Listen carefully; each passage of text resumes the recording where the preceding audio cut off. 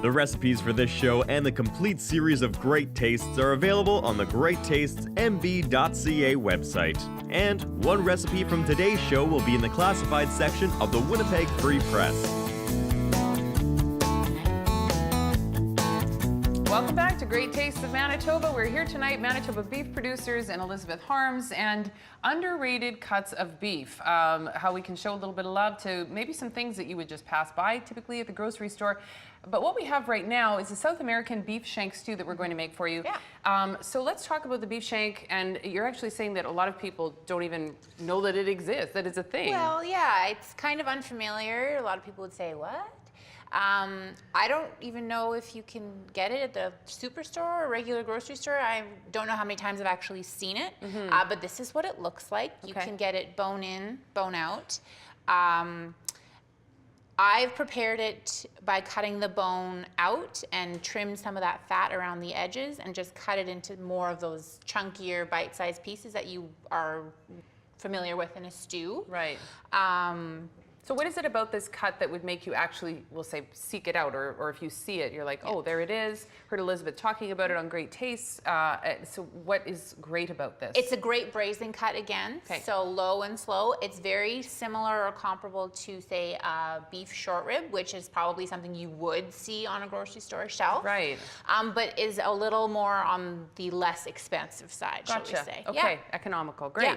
Okay, so there it is. Yeah. And you've already got some pieces cut up, right? Yeah, I've got some pieces cut up. I put a rub on these to give it more flavor. So there's some paprika in there, smoked paprika, salt, pepper, a little bit of flour to give it that thickness at the end. And we're just gonna throw this in here and brown it.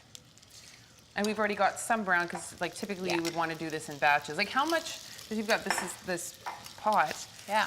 But you wouldn't want to like load it up. You basically, all the pieces of meat have to be basically touching on the bottom. Yeah. Right, yeah, you don't want to be crowding into everything. So I've got it kind of all across the bottom of the pan here. Yeah. And you want it to get a little bit of a brown color on the bottom, and then it shouldn't take too terribly long. And once you got that color, just give it a flip.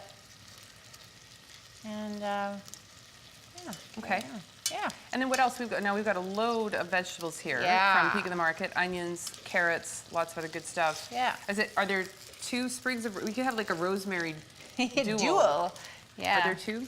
There are two. I don't think we're gonna have time.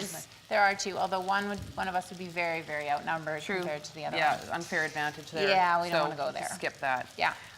But so you basically get these nice and brown. Yeah, get these nice and brown. Once they're a good brown all over, we're gonna add pretty much everything in. It's super easy to put together. Whatever you've pre-browned now, you add back into this pot, okay? Yep, you throw it all back in. And then we'll save these to the end.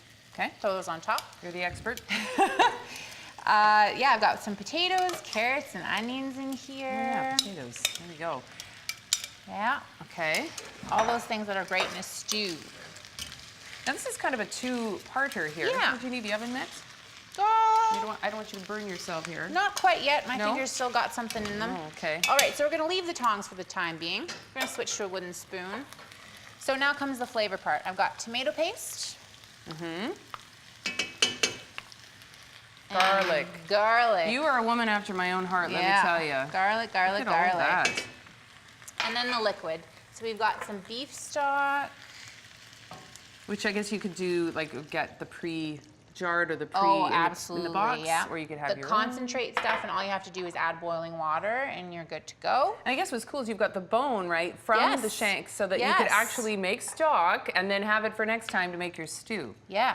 Or you could even throw the bone into the stew and get some of that marrow out that's in the middle. Okay. I would imagine that would add a whole bunch of flavor. And of course, some wine. Is that wine? Of course. It's like, it's simply understood. You would have a cup of wine in this. You know, you don't have to use wine. You could add even more stock. You could add water. Sure.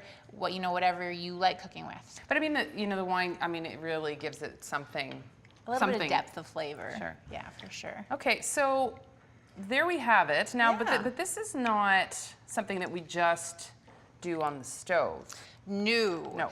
Like I said, the shank is a bit of a braising cut, right? You want to let it cook and stew in those. Yeah, cook and cook and cook.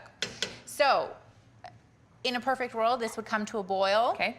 And then what you want to do is put foil over the top, and then you're going to put the lid on top. Okay. So the foil kind of keeps all that moisture in to keep everything moist and juicy and tasty. So Lovely you get and that wonderful. sauce afterwards, All right. right? Yep. So you would put foil, you would put the lid on top, and you would move it to a stove. Okay. Stove oven. Yes. And you would let it stew for about 3 hours. And what about the rosemary? When does that go? Before Oh, you put it in the oven? yes. Oh, you just like Just plunk it on boom top. like that. Yep. Okay. You can plunk it. I give it a little moosh in there, so it's in the liquid. And so you could do it in the oven, but could you also do this in a slow cooker? Absolutely, So would yeah. you do this process first and then move it to the slow Yeah. cooker? Is that how that would go? Yeah. Okay, And- fantastic. I mean, it smells amazing, right? And then about how long? In the slow cooker? Or in the oven? In the oven, about 3 hours. 3 hours? You could even check it a little before, just to make sure there's still liquid in there. You don't want everything dried out yeah. at the end to have nothing left, right? Fair enough. All right, there we go. South American beef shank stew. 3 economical, sometimes overlooked cuts of beef, but no longer. So we're going to come back with Aaron Allblast in just a couple of moments here, and he'll do our beverage pairings here on Great Tastes of Manitoba. You're watching Great Tastes of Manitoba, brought to you in part by the Government of Canada and Manitoba Agriculture through the Canadian Agricultural Partnership.